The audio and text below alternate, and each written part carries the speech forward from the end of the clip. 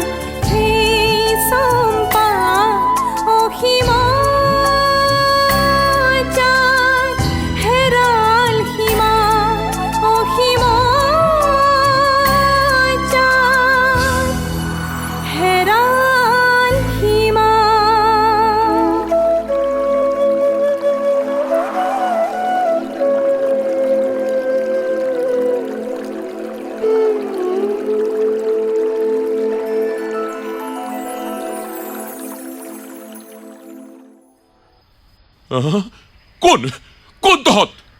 কেতিয়াও নেদেখা অচিনাকি মানুহৰ দৰেই প্ৰয় আমাৰ প্ৰতিটোৰ মুখলৈ বৰ বৰকৈ চকু দুটা মেলি চাই আকৌ চিঞৰিলে। কোন তহঁত? খন্তেকলৈ সৰগ পৰা মানুহৰ দৰেই তাৰ মুখলৈ চাই শেষত ক'লোঁ, প্ৰ চাচোন চা, আমি মই BM, এয়া ডক, ফুকন, BM? ডক? কোনো কালেই যেন নামবোৰ শুনা নাই তেনে ভাবি সি মোৰ কথাৰ প্ৰতিধ্বনি কৰিলে। পাছত আমাৰ পোছাকবোৰ অদ্ভুত কিবা দেখা দি হয়তো হাঁহিব খুজিছিল, কিন্তু নিজৰ পোছাকলৈ চকু যোৱাত মুহূৰ্ততে তাৰ মুখৰ পৰিৱৰ্তন হ'ল। চক খাই কঁপি উঠাৰ দৰেই তাৰ মুখৰ পৰা যন্ত্ৰণাসূচক শব্দ এটা ওলাই আহিল। কঁপি থকা হাত দুখনেৰে সি লাহে লাহে মুখখন ঢাকি ধৰি আকৌ শুই পৰিল। তাক তুলি ধৰিবলৈ হাত মেলিছিলোঁ। ডাক্তৰে বাধা দি নিজে বহুত সময় ধৰি একান্তভাৱে প্ৰক পৰীক্ষা কৰি পাছত মোৰ মুখলৈ চাই ক'লে, এইবাৰ বোধ কৰোঁ শান্ত হৈ শুব। লাহে লাহে উজ্জ্বল হৈ অহা পোহৰত চাৰিওফালে এবাৰ চাই পঠিয়ালোঁ। প্ৰথমেই চকুত পৰিল সৰু বালিচা পৰি এটাত নাওখন লাগি আছে। আগদিনাৰ ফুলৰ দেশখনৰ চিনচাপ ক'তো নাই, দুয়োপাৰে হাবি। সেই পৰ্বত দুটা মনত পৰে আমাৰ পূবলৈ বহুত দূৰৈত আছিল, কিন্তু এতিয়া দেখিছোঁ সি আমাৰ পৰা ভালেমান দূৰত পশ্চিমলৈহে আছে। পৰ্বত দুটা দেখি বুজিলোঁ ধুমুহাই আমাক বহু যোজন বাট উটুৱাই আনিছে। কিন্তু ভাবি নাপালোঁ কেনেকৈ আমি তেনে এটা ভয়ংকৰ ধুমুহাৰ মাজত পৰিও ডুবি নমৰি এতিয়াও জীয়াই আছোঁ। নাওখনত আধা নাও পানী, তাত উপঙি থকা ডুবি থকা কাপোৰ, গাৰু, জোতা, কেমেৰা আদি কিনো নাই। মানুহকেইটাৰ মুখলৈ চাই দেখোঁ ডকৰ বাওঁফালৰ চকুটো ঢাক খাই গৈছে। ফুকনৰ নাকত তেজৰ চেকা, কবিবৰৰ কপাল ফাটি এতিয়াও তেজ বিৰিঙিছে। মোৰ কামিজৰ হাত এখন নাই, কিলাকুটিৰ ওপৰত বৰ এডোখৰ কটা ঘাঁ। পোছাকৰ কথা নকলোৱেই যেনিবা। ক্ষতবিক্ষত প্ৰলয় বিজয়ী সৈনিক কেইজনৰ ভিতৰত একমাত্ৰ শাৰীৰিক অক্ষত অৱস্থাত প্ৰয়েই আছে। কিন্তু কি হ'ব, ভিতৰি ভিতৰি তাৰ যে কি হৈছে তাক একমাত্ৰ গোসাঁনীয়েহে জানে। লাহে লাহে বেলি ওলাল। চাৰিওফালৰ ঠাইখন এতিয়া স্পষ্ট দেখা পাইছোঁ, কিন্তু অদ্ভুত যেন লাগিছে। পতকা পৰা বহল এখন কাঁহীৰ দৰেই দুই চাৰিটা সৰু সৰু টিলাৰে সৈতে গোটেই উপত্যকাখনেই ওখ ওখ পৰ্বতেৰে চাৰিওফালে ঘেৰি ৰাখিছে। তাক সমানে দুভাগ কৰি পূবৰ পৰা পশ্চিমলৈ এডাল সৰল ৰেখাৰ দৰেই নৈখন বৈ গৈছে। বেছি আচৰিত হৈছোঁ নৈখনৰ এঠাইত কঁকালৰ দৰে ভাঁজ লোৱা দুয়োপাৰৰ গৰা দুটা দেখি। কোনোবাই যেন চেপা মাৰিহে সেইডোখৰত নৈখন ঠেক কৰি পেলালে। গৰা দুটা বহলে 30 হাততকৈও কম হ'ব আৰু অদ্ভুতভাৱেই দক্ষিণ পাৰৰ পৰা পোনে পোনে উত্তৰ পাৰৰ গাটো দেখি এনে ধাৰণা হ'ল যেনি স্বভাৱ স্পষ্ট নহয়, কৃত্ৰিম। অকল নৈৰ গৰা দুটাই নহয়, পাৰৰ হাবিখনো যেন কোনোবাই ইচ্ছামতে নানান আকৃতিৰে এডৰা এডৰাকৈ ভাগ কৰি ৰাখিছে। কিন্তু বেছি পৰ সেইফালে চাবৰ মন নগ'ল। এতিয়া আৰু সেইবোৰ চোৱাত আগ্ৰহ নাই। এক্সকাৰ্ছনৰ আনন্দ, উৎসাহ, হেঁপাহ সকলো শেষ হৈ গৈছে। মৰণৰ লগত যুঁজ কৰি নিশাটো গ'ল। এইবাৰ হয়তো ভোকত মৰিব লাগিব, কাৰণ নাৱত যে খাব পৰা অৱস্থাত কিবা আছে তাৰ আশা দেখা নাই।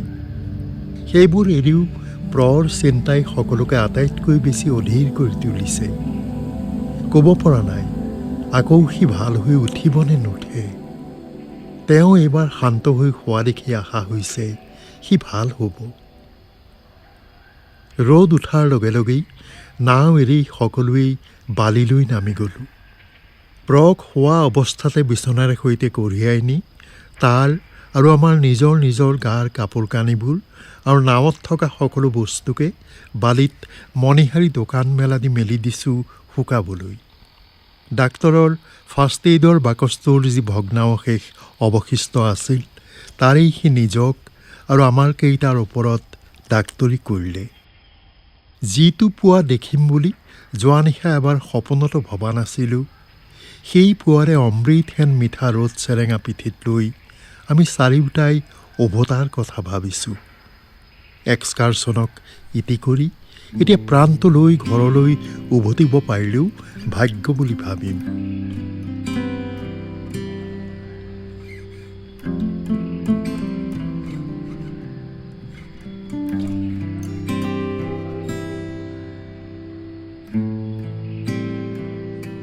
একেলেঠাৰিয়ে 4টা ঘণ্টা সমানে মৰাৰ দৰে শুই শুই প্ৰয় আকৌ চকু মেলিলে। তৎক্ষণাত আমি তাক বেৰি ধৰি আগ্ৰহেৰে তাৰ মুখলৈ চালোঁ। এতিয়া অলপ ভাল পাইছ? প্ৰয় উত্তৰ নিদি ক্ষীণকৈ মাথোন এবাৰ হাঁহিলে। উত্তৰ নেপালোঁ যদিও তাৰ মুখৰ সৰু হাঁহিটো দেখি মনৰ দুশ্চিন্তা বহুতখিনি কমি আহিল। তাক বাধা দিয়াৰ আগতে বা ধৰি মেলি সাহায্য কৰাৰ আগতেই সি চকু মোহাৰি মোহাৰি উঠি বহি চাৰিওকাষৰ ঠাইখনলৈ চালে। কিন্তু নদীখনৰ সেই অদ্ভুত গৰা দুটা চকুত পৰাৰ লগে লগেই সি আমাক প্ৰায় ভয় খুৱাই চিঞৰি উঠিল। মই তেন্তে ইমান পৰ পানীৰ মাজত আছিলোঁ? আমি কেইটাই আচৰিত হৈ তাৰ মুখলৈ চাই ভয়ে ভয়ে সুধিলোঁ, তেন্তে তই ক'ত বুলিনো ভাবিছিলি? মই শিলচটা ক'ত? বগা বহল শিলচটা কোনফালে আছে? নাই তহঁতে নাজান, মোৰেই ভুল। কেনেকৈনো জানিবি? অলপ গোলমাল নকৰিবি, মই ভাবি চাওঁ। কথা শেষ হোৱাৰ লগে লগেই প্ৰয় ভালেমান সময় চকু মুদি থৰ হৈ থাকিল। আমি গোলমাল কৰা দূৰৈৰ কথা, মূৰৰ ওপৰত আকাশখন ভাগি পৰা মানুহৰ দৰেই অসহায় হৈ ইটোৱে সিটোৰ মুখলৈ চালোঁ। ভাল হোৱা বুলি যি অলপ আশা হৈছিল তাৰ কথাৰ ধৰণ দেখি সম্পূৰ্ণ লুপ্ত হৈ গ'ল। মুখৰ বীৰ বীৰ শব্দটোকে ডাঙৰ কৰি প্ৰয় মাত দিলে। উত্তৰ পূব কোণত থকা পৰ্বতৰ ওপৰত ইয়াৰ পৰা প্ৰায় 5 মাইলমান আঁতৰত শিলচটা থাকিব লাগে। চাচোন বিয়াম, চাচোন আছেনে নাই? মোৰ লগতে বাকী সকলোবোৰেই উত্তৰ পূবে থকা ওখ পৰ্বতটোৰ ওপৰলৈ চালোঁ। প্ৰয়ো চালে।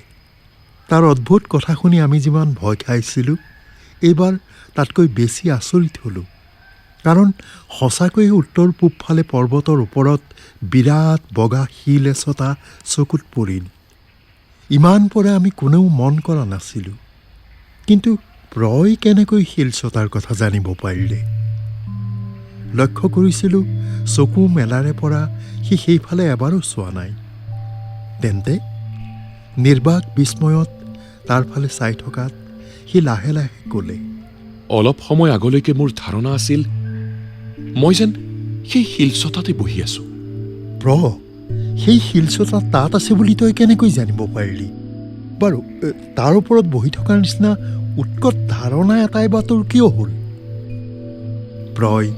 নিঃশব্দে আমাৰ মুখলৈ এবাৰ চাই লৈ মোৰ প্ৰথম প্ৰশ্নটো সম্পূৰ্ণ উপেক্ষা কৰি লাহে লাহে ক'লে, উৎকট ধাৰণা নহয়।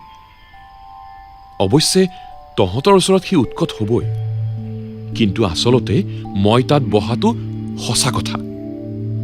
মাথো মোৰ সময়ৰ ভুল হৈ গৈছিল। অলপ সময়ৰ আগত মই তাত বহি নাছিলোঁ, বহিছিলোঁ।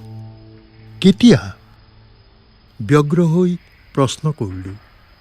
ক্ষীণকৈ হাঁহি বিষাদ ভৰা মাতেৰে প্ৰয় ক'লে, শুনিলে হয়তো তহঁতৰ ওচৰত সি আৰু অদ্ভুত আৰু উৎকট লাগিব। আচৰিত নহবি। শুন, মই তাত বহিছিলোঁ 1300 বছৰ আগতে। মোৰ লগত সেইদিনা তহঁত নাছিলি। আছিল গৌৰী। জীৱনৰ সকলো সুখ আনন্দ ঐশ্বৰ্য হেৰুৱাই সম্পূৰ্ণ ৰিক্ত পংগু অসহায় হৈ এদিন আমি দুয়ো তাত শেষ পাৰলৈ বহিছিলোঁ, কান্দিছিলোঁ। বিস্ময়ত আমি কেইটা স্তব্ধ হৈ গ'লোঁ। যোৱা নিশা অজ্ঞান অৱস্থাত প্ৰলাপ শুনি শুনি আশা কৰিছিলোঁ হয়তো জ্ঞান ফিৰিলে ভাল হ'বও পাৰে। কিন্তু এতিয়া সজ্ঞানে পুনৰ সেই প্ৰলাপেই আৰম্ভ কৰা দেখি কি যে কৰিম ভাবি নাপালোঁ। সোধো নোসোধোকৈ তাক সুধিলোঁ, এইবোৰ তই কি কৈছ? সঁচাই কচোন, গাটো ভাল পোৱা নাই নে আমাৰ লগত ধেমালি কৰিছ? মোক বাধা দি সি কৈ উঠিল, মই আগতেই কৈছিলোঁ মোৰ কথা তহঁতৰ অদ্ভুত লাগিব। সেই বুলি ভুলতো নাভাবিবি যে মই তহঁতৰ লগত ধেমালি কৰিছোঁ বা অসুস্থ হৈ প্ৰলাপ বকিছোঁ। মই এতিয়া সম্পূৰ্ণ সুস্থ। আমাক মনে মনে থকা দেখি আকৌ মাত লগালে, কি হ'ল? মোৰ একেষাৰ কথাই তহঁতক বোবা কৰি পেলালে। হয়তো ভাবিছ মই দেখাত প্ৰকৃতিস্থ আছোঁ যদিও আচলতে উন্মাদ হৈ গৈছোঁ, নহয়?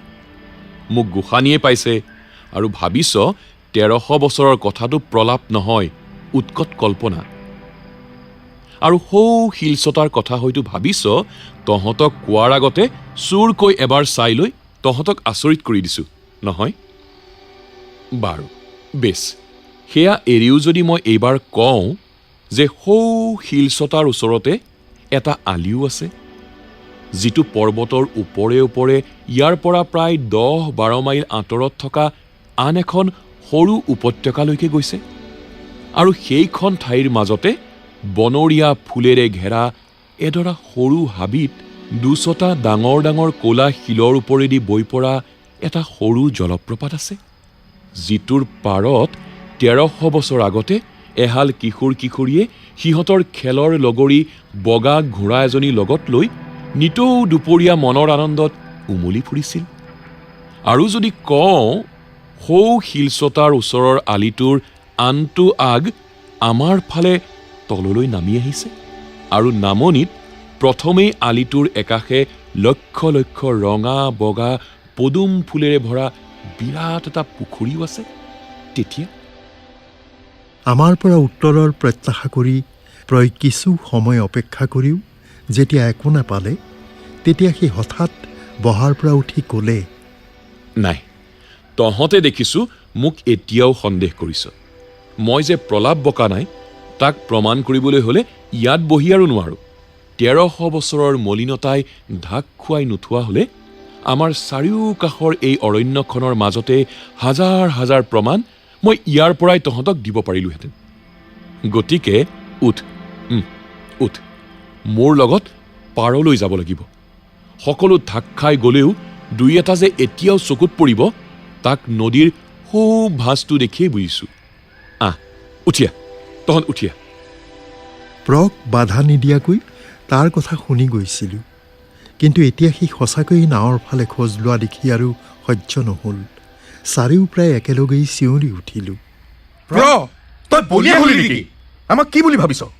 তোৰ দৰে উন্মাদ নে মূৰ্খ? যোৱা নিশাই ঢেৰ শিক্ষা হ'ল, আৰু নালাগে। এতিয়া আমি ঘৰলৈ উভতিম। আহ গুচি আহ। পাৰৰ হাবিত লক্ষ্মণৰ দৰে পঞ্চৱতী বনত স্বৰ্ণমৃগ মৰীচিকাৰ পাছত ঘূৰিবলৈ তোৰ আগ্ৰহ থাকিব পাৰে, আমাৰ কিন্তু নাই।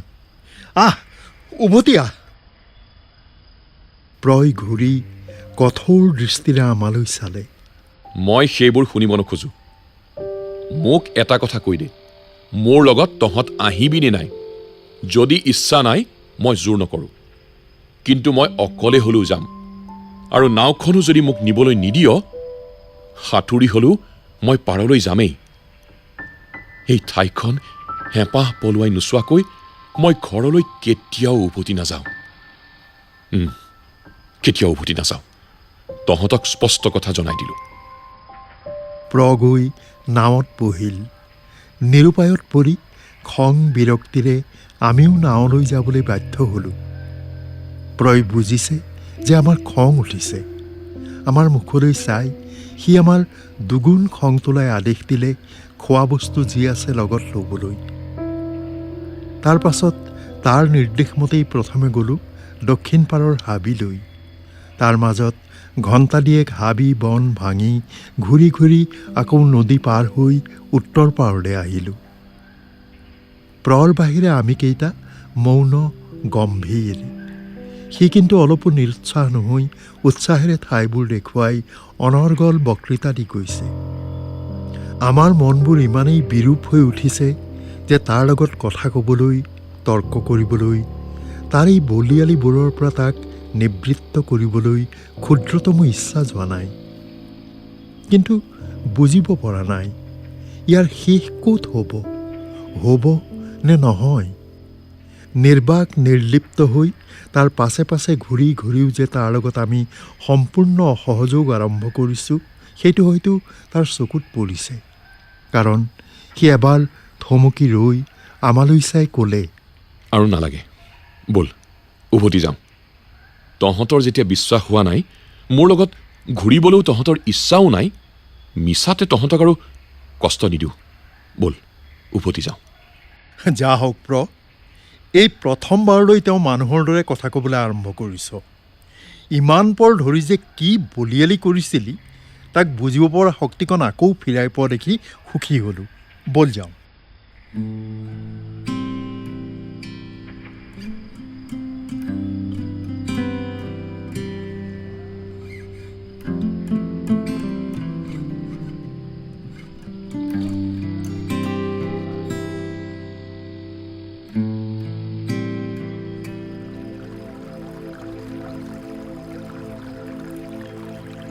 ইমান পৰে শ্ৰোতাসকলে উপন্যাস পাঠ অনুষ্ঠানত কাঞ্চন বৰুৱা ৰচিত উপন্যাস অসীমত যাৰ হেৰাল সীমাৰ ধাৰাবাহিক পাঠৰ ৭ম খণ্ডটি শুনিলে। পাঠ আৰু BMৰ চৰিত্ৰত অভিনয় কৰিলে অৱনী বৰাই। আন চৰিত্ৰত অভিনয় কৰিলে ইন্দ্ৰজিৎ দাস, সত্যজিৎ গগৈ, ফুকন, সুদীপ্ত শৰ্মা ভৰালী আৰু কবিবৰ মনদীপ মহন্ত। শীৰ্ষগীতৰ ৰচনা ৰাজীৱ বৰুৱাৰ, সুৰ জ্যোতিষ বৈশ্যৰ, সংগীত ধ্ৰুৱজ্যোতি বৈশ্যৰ আৰু কণ্ঠ চয়নিকা বৈশ্যৰ। আৱহ সংগীত তৰালী শৰ্মাৰ। প্ৰযোজনা ইন্দ্ৰজিৎ দাসৰ। অসীমত যাৰ হেৰাল সীমা উপন্যাসখনিৰ ধাৰাবাহিক পাঠৰ পৰৱৰ্তী খণ্ড প্ৰচাৰ কৰা হ'ব অহা সপ্তাহৰ এই একেটা বাৰৰ এই একে সময়তে।